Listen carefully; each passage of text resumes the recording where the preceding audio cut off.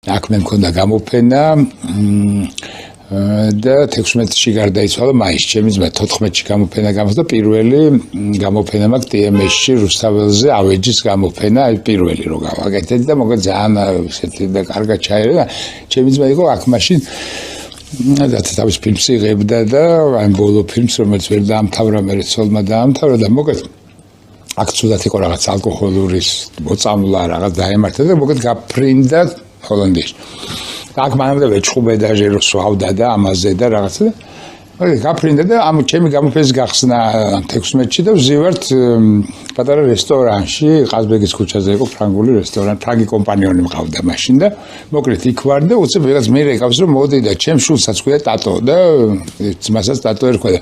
ბაგებში ვართ, ну იქ ცხოვრობ დედაჩემთან და უცებ მირეკავს ჩემი მეგობარი ნინო ნიჟარაძე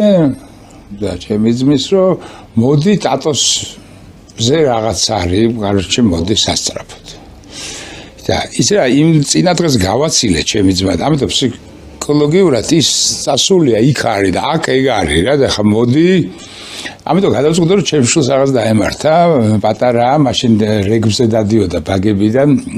ვაკის პარკში და უკვე მარტოს უშვებდით, აი გასაკე რომ მარშრუტკით მარტო წავიდოდა მოკლედ. და გამოვედი მანქანაზე დავჭიქე მოვდივარ და ნუ ფიქრობ რა, короче, ფიქრობ რომ ახლა უარესი ჭირს და რაღაცა ვაფშე ვერ მითხეს ვერაფერი, ახლა რო ეთქოთ ხელი მოწყდა და ვთქვათ იქ ამდოს ხელხემალი გასაგებია და არაფერს არ მეუბნე. და რომ მივედი და ეგრე ავდივარ მახსოვს და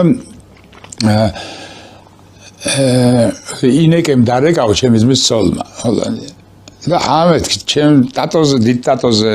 ამბობთ ხო და ისიც გაგიჟდა აშენ პატარაზე გეგონაო და ნუ რაღაცა აი